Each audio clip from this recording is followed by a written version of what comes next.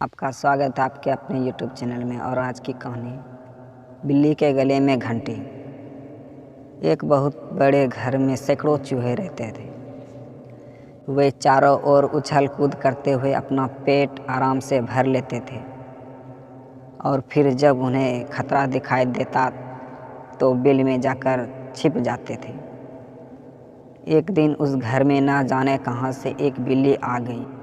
बिल्ली की नज़र जैसे ही चूहों पर पड़ती तो उसके मुख में पानी आ गया। बिल्ली ने उन चूहों को खाने का विचार उसी घर में अपना डेरा डाल लिया था। बिल्ली को जब भी कभी भूख लगती तो वह अंधेरे स्थान में छिप जाती और जैसे ही चूहा बिल से बाहर आता तो उसे मारकर खा जाती।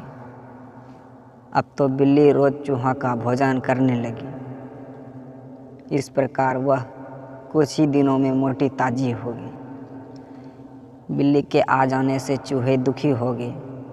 धीरे धीरे चूहों की संख्या कम होती देख वे भयभीत हो गए।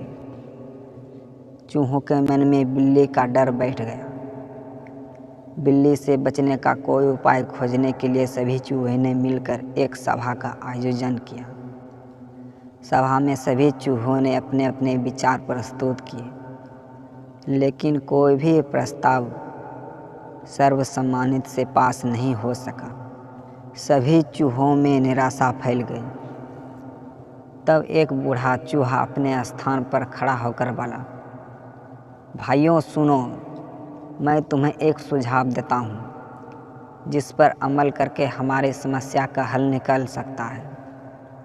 यदि हमें कहीं से एक घंटी और धागा मिल जाए तो हम घंटी को बिल्ली के गले में बांध देंगे। जब बिल्ली चलेगी तो उसके गले में बंधी हुई घंटी भी बजने लगेगी। घंटी की आवाज़ हमारे लिए खतरे का संकेत होगी।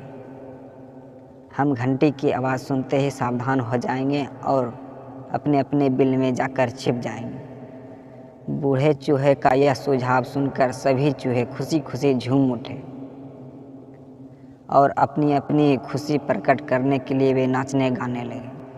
चूहों का विचार था कि अब उन्हें बिल्ली से हमेशा के लिए मुक्ति मिल जाए और वे फिर से निडर होकर घूम सकेंगे। तभी एक अनुभवी चूहे ने कहा, चुप रहो, तुम सब मूर्ख हो।